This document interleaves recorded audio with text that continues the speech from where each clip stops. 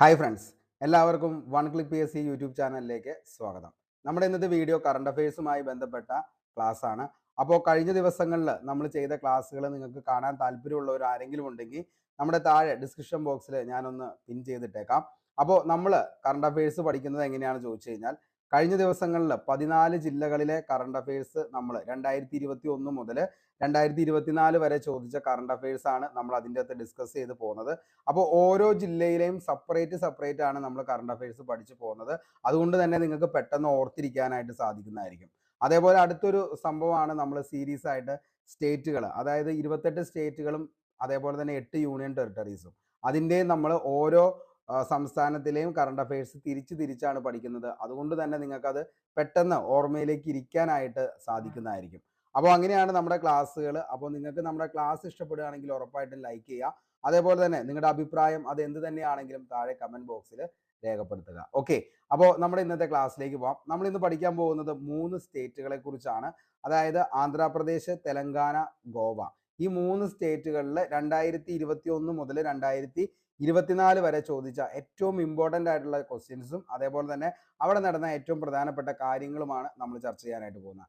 അപ്പോൾ മൊത്തമായിട്ട് കാണാനായിട്ട് ശ്രമിക്കുക. നിങ്ങൾക്ക് ഉറപ്പായിട്ടും ഈ ഒരു വരുന്ന എക്സാമുകൾക്ക് വളരെയധികം ഉപകാരപ്രദമാകുന്ന ക്ലാസ് തന്നെയായിരിക്കും ഇത്. അപ്പോൾ നമുക്ക് നേരെ ക്ലാസ്സിലേക്ക് പോകാം. ആന്ധ്രാപ്രദേശാണ് നമ്മളിന്ന് പഠിക്കാൻ പോകുന്നത്. ആന്ധ്രാപ്രദേശിലെ പുതിയ തലസ്ഥാനമായി പ്രഖ്യാപിച്ച പ്രദേശം ഏതാണ് എന്ന് ചോദിച്ചാൽ മക്കളെ, അത് വിശാഖപട്ടണമാണ്. അപ്പോൾ ആന്ധ്രാപ്രദേശിലെ പുതിയ തലസ്ഥാനമായി പ്രഖ്യാപിച്ച പ്രദേശം ഏതാന്ന് ചോദിച്ചാൽ അതാണ് ഏതെന്ന് പറയുന്നത് വിശാഖപട്ടണം. മുൻപ് ഏതായിരുന്നു എന്ന് ചോദിച്ചു കഴിഞ്ഞാൽ അമരാവതി ആയിരുന്നു. ഇന്ന് ഏതാന്ന് ചോദിച്ചാൽ വിശാഖപട്ടണമാണ്. അതേപോലെ സന്നദ്ധ സംഘടനയായ അസോസിയേഷൻ ഫോർ ഡെമോക്രാറ്റിക് റിഫോംസിന്റെ റിപ്പോർട്ട് പ്രകാരം ഇന്ത്യയിലെ ഏറ്റവും സമ്പന്നനായ മുഖ്യമന്ത്രി ആരാണ് എന്ന് ചോദിച്ചാൽ അത് ജഗൻ മോഹൻ റെഡ്ഡിയാണ്. ഓക്കെ, അപ്പോൾ ജഗൻ മോഹൻ റെഡ്ഡി എന്ന് പറയുന്ന ആന്ധ്രാപ്രദേശ് മുഖ്യമന്ത്രിയാണ് സന്നദ്ധ സംഘടനയായ അസോസിയേഷൻ ഫോർ ഡെമോക്രാറ്റിക് റിഫോംസിന്റെ റിപ്പോർട്ട് പ്രകാരം ഇന്ത്യയിലെ ഏറ്റവും സമ്പന്നനായ മുഖ്യമന്ത്രി Jagan Mohan Reddy. 2023 archaeological survey of India മധ്യശിലായുഗ കാലഘട്ടത്തിലെ ശിലാചിത്രം കണ്ടെത്തിയ പ്രദേശം ഏതാന്ന് ചോദിച്ചാൽ അതാണ് ഗുണ്ടൂർ, ആന്ധ്രാപ്രദേശ്.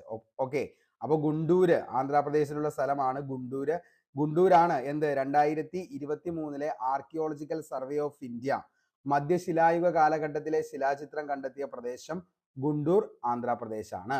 3 തലസ്ഥാനമുള്ള ഇന്ത്യയിലെ ആദ്യ സംസ്ഥാനമായിരുന്നു ഏതെന്ന് പറയുന്നത് ആന്ധ്രാപ്രദേശ്.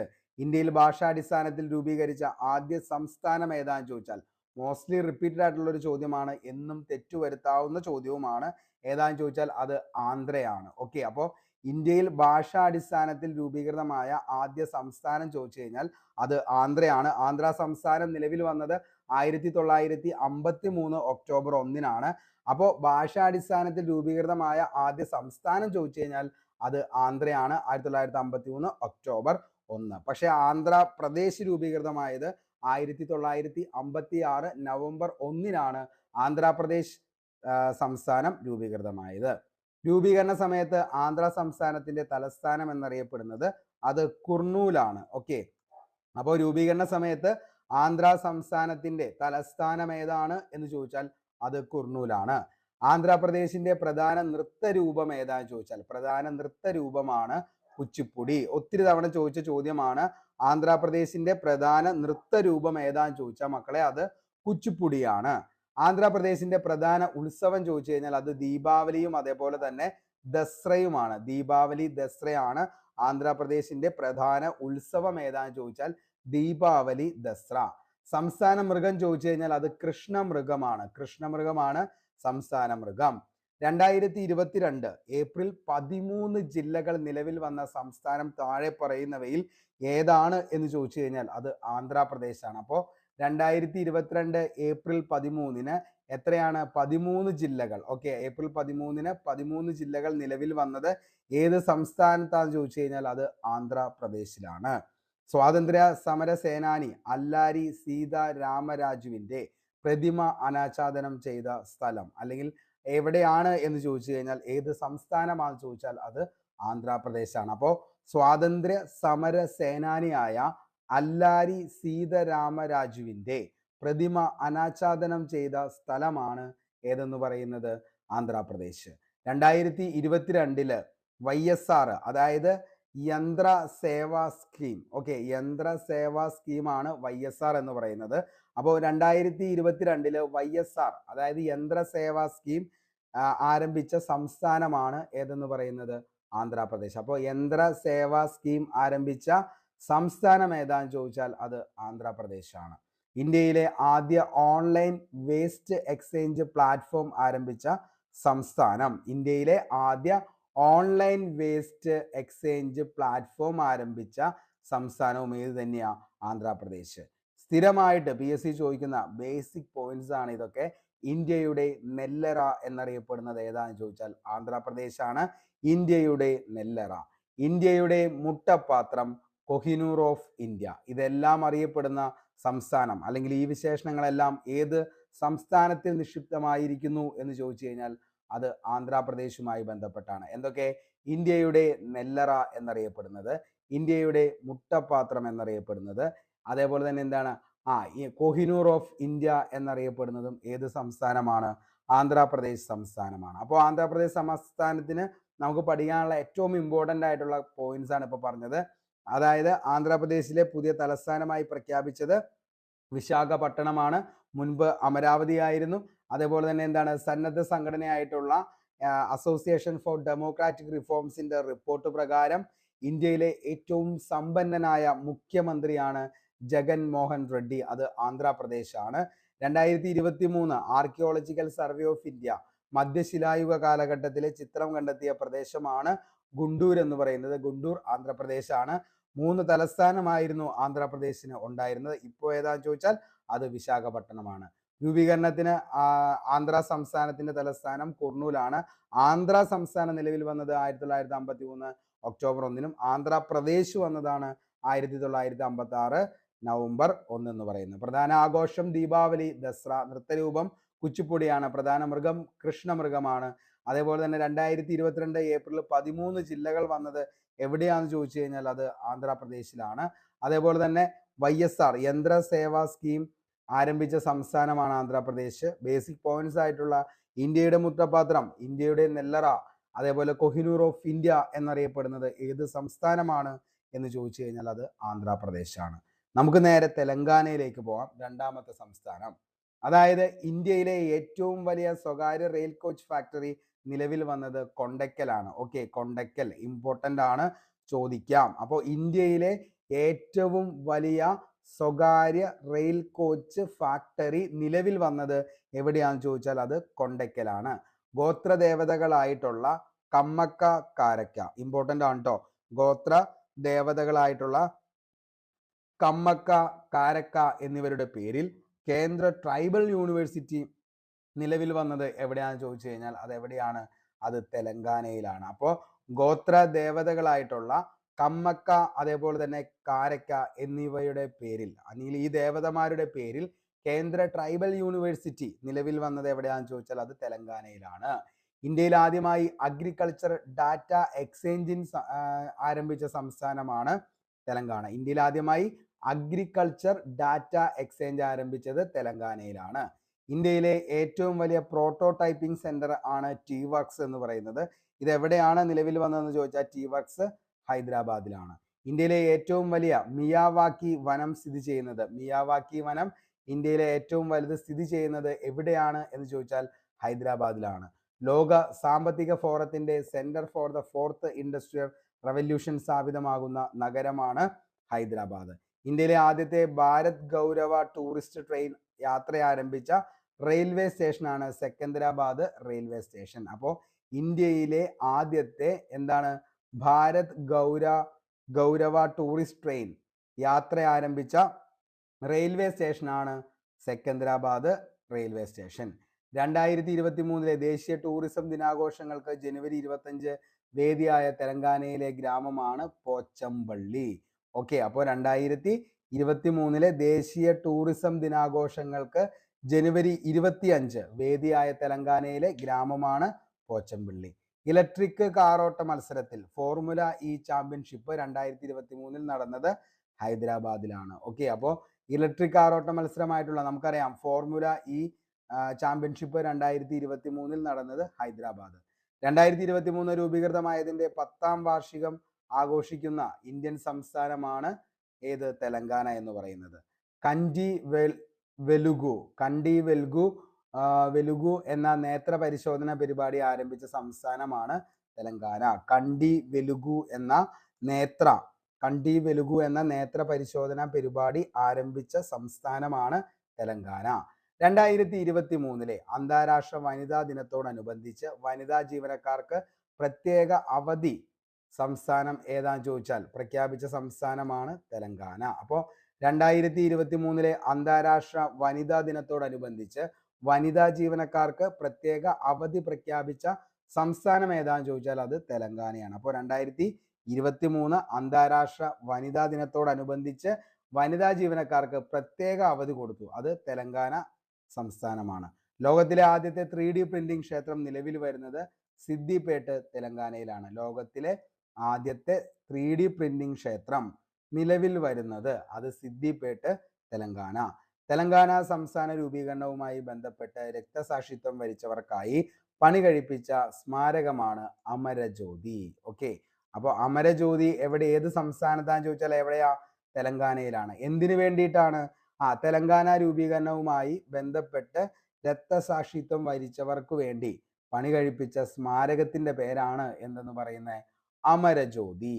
തെലങ്കാനയുടെ പുതിയ സെക്രട്ടേറിയറ്റ് മന്ദിരത്തിന് ഏത് ദേശീയ നേതാവിന്റെ പേരാണ് നൽകിയിട്ടുള്ളതെന്ന് ചോദിച്ചാൽ ഡോക്ടർ BR അംബേദ്കറിന്റെ പേരാണ് നൽകിയിട്ടുള്ളത്. അപ്പോൾ തെലങ്കാനയുടെ പുതിയ സെക്രട്ടേറിയറ്റ് മന്ദിരത്തിന് ഏത് ദേശീയ നേതാവിന്റെ പേരാന്ന് ചോദിച്ചു കഴിഞ്ഞാൽ ഡോക്ടർ BR അംബേദ്കറിന്റെ പേരാണ് നൽകിയിരിക്കുന്നത്.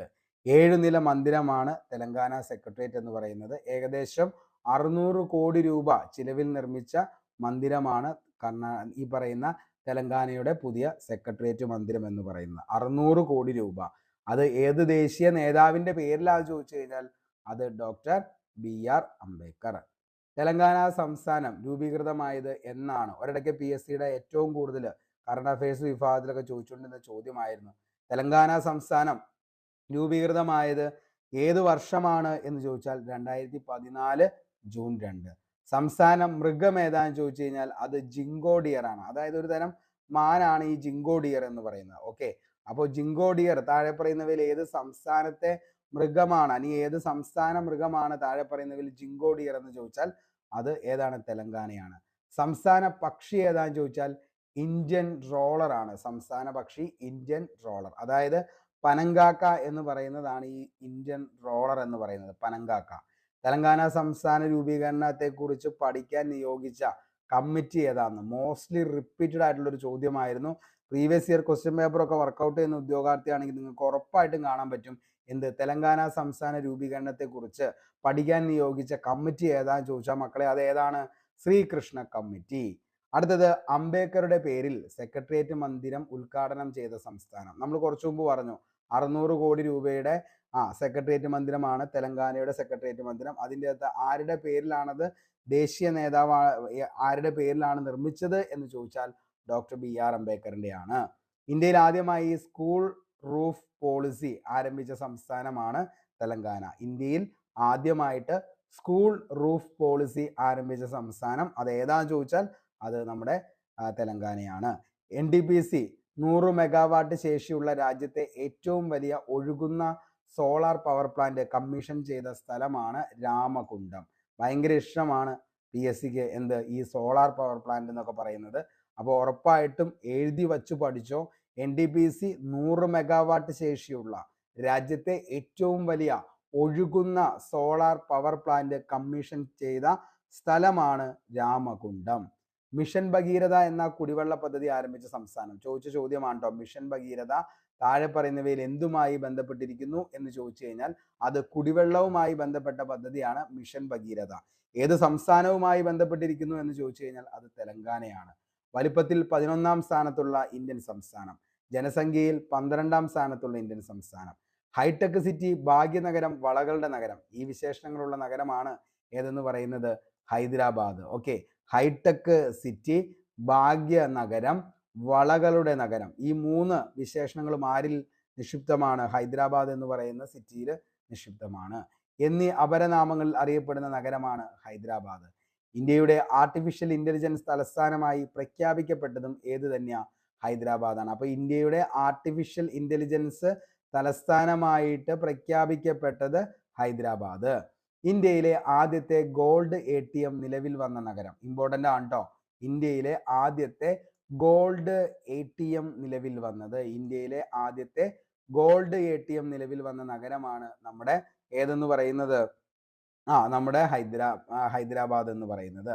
ഡോക്ടർ BR അംബേദ്കറുടെ ഏറ്റവും വലിയ പ്രതിമ സ്ഥിതി ചെയ്യുന്ന നഗരവും എവിടെ തന്നെയാണ്? ഹൈദരാബാദിലാണ്. ലോകത്തിലെ ഏറ്റവും വലിയ ആരുടെ പ്രതിമ? നമ്മുടെ ഡോക്ടർ BR അംബേദ്കറുടെ പ്രതിമ എവിടെയാണെന്ന് ചോദിച്ചു കഴിഞ്ഞാൽ അത് ഹൈദരാബാദാണ്. ലോകത്തിലെ ഏറ്റവും വലിയ ഇന്നവേഷൻ ക്യാമ്പായ T-Hub 2.0 നിലവിൽ വന്ന നഗരവും ഹൈദരാബാദാണ്. ഓക്കെ, അപ്പോൾ ഹൈദരാബാദ് എന്ന് പറയുന്നത് നമുക്കറിയാം അത്രത്തോളം എന്താണ് ഹൈടെക് സിറ്റിയാണ്. അപ്പോൾ ഏറ്റവും കൂടുതൽ പുതിയതായിട്ട് കാര്യങ്ങളൊക്കെ ഇംപ്ലിമെന്റ് ചെയ്യുന്നത് കുറേ കാര്യങ്ങൾ ഹൈദരാബാദിലാണ്. ISROയുടെ സഹകരണത്തോടെ ഹൈദരാബാദ് ആസ്ഥാനമായി പ്രവർത്തിക്കുന്ന ബിർള സയൻസ് സെന്റർ ആണ് ഈ മ്യൂസിയം സ്ഥാപിച്ചത്. അതായത് ലോകത്തിലെ തന്നെ ഏറ്റവും വലിയ ഇന്നവേഷൻ ക്യാമ്പായിട്ടുള്ള T-Hub 2.0 ഇത് നിർമ്മിച്ചത് ആരാന്ന് ചോദിച്ചാൽ ആരാണ്?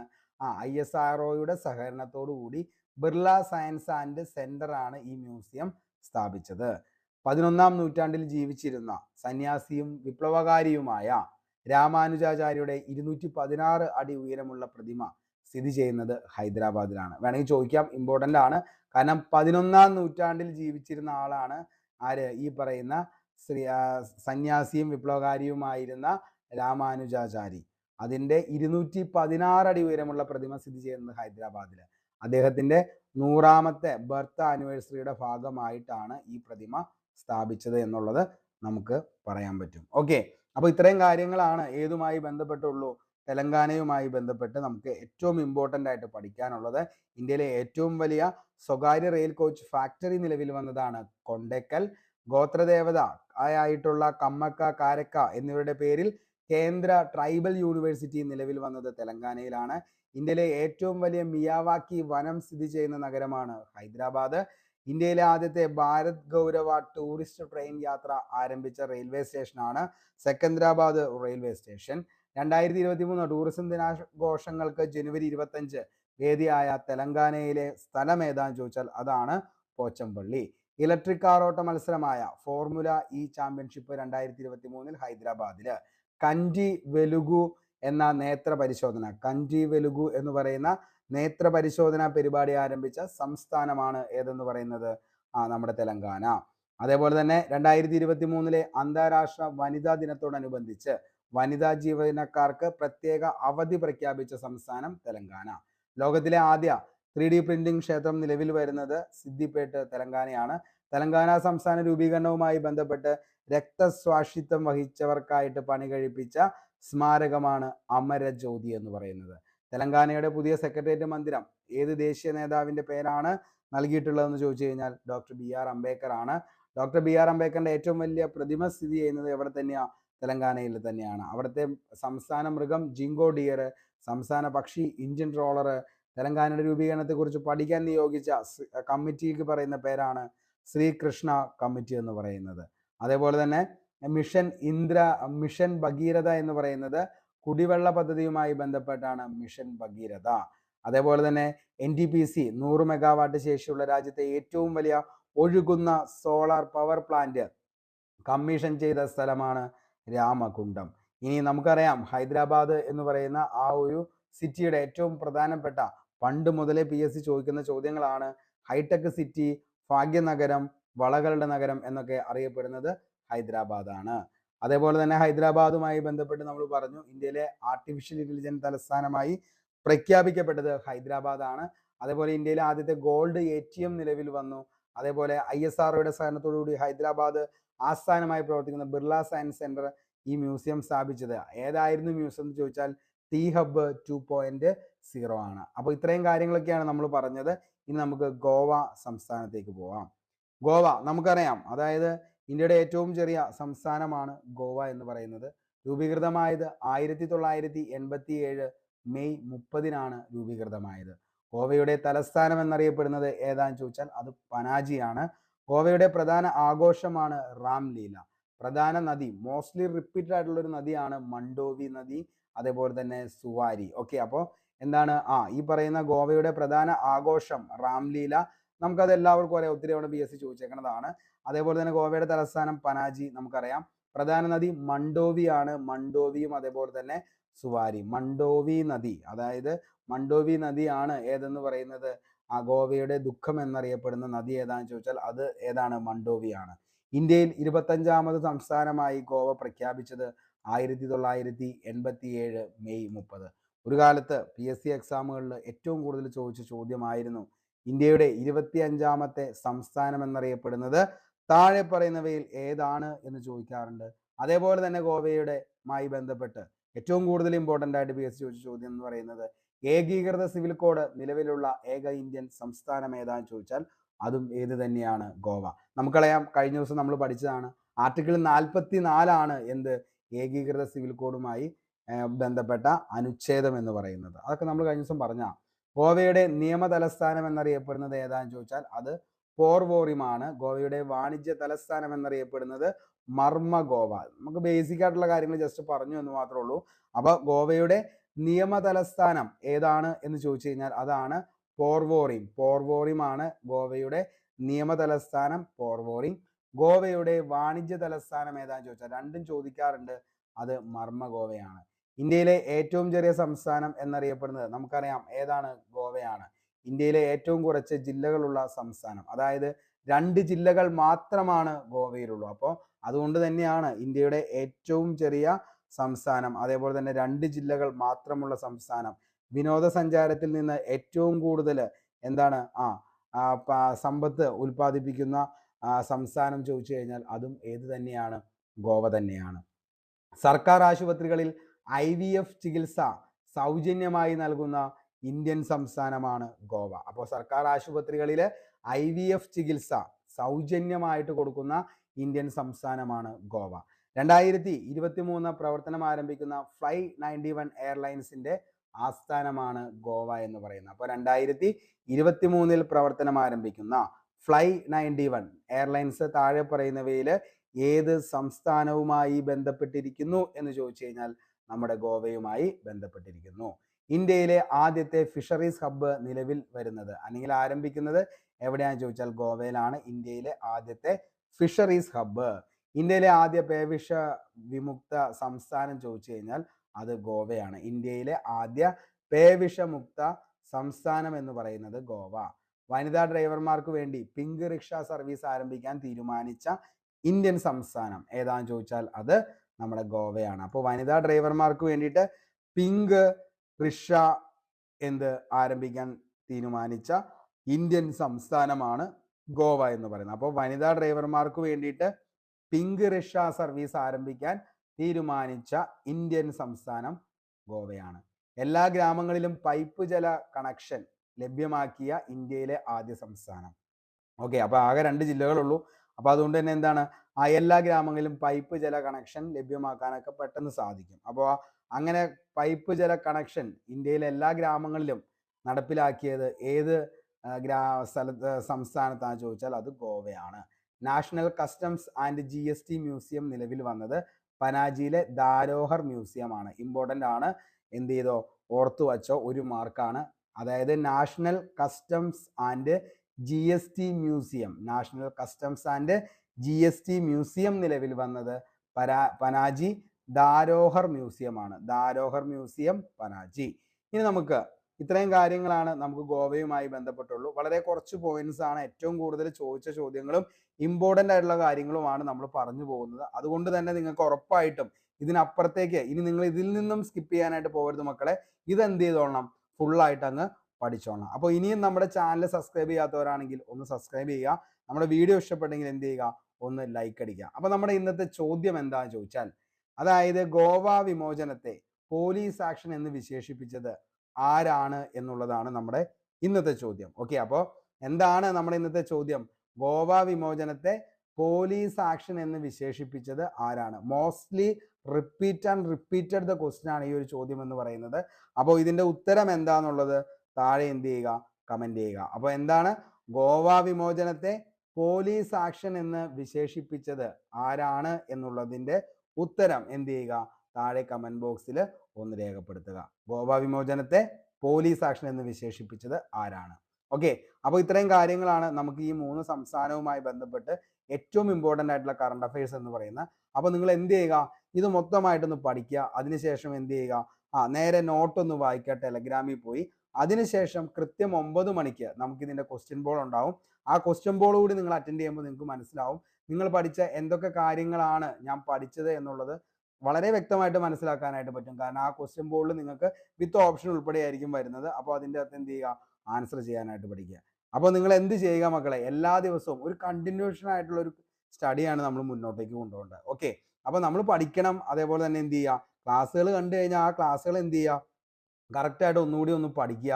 അതിനുശേഷം നിങ്ങൾ എന്ത് ചെയ്യുക, നേരെ നിങ്ങൾ ക്വസ്റ്റ്യൻ ബോൾ ചെയ്യുക. അതിനുശേഷം വീണ്ടും നിങ്ങൾ എന്ത് ചെയ്യുക, ആവശ്യമുള്ളവർക്ക് നോട്ട് എഴുതി വയ്ക്കാവുന്നതുമാണ്. അപ്പോൾ ഇത്രയും ഒരു പ്രോസസ്സ് നിങ്ങൾ കണ്ടിന്യൂസ് ആയിട്ട് ചെയ്യുകയാണെങ്കിൽ ഉറപ്പായിട്ട് നിങ്ങൾക്ക് നല്ലൊരു റാങ്കിലേക്ക് വരാനായിട്ട് പറ്റുന്നതായിരിക്കും. ഓക്കെ, അപ്പോൾ ഇത്രയും കാര്യങ്ങളൊക്കെയാണ് ഇന്ന് പറയാനുള്ളൂ.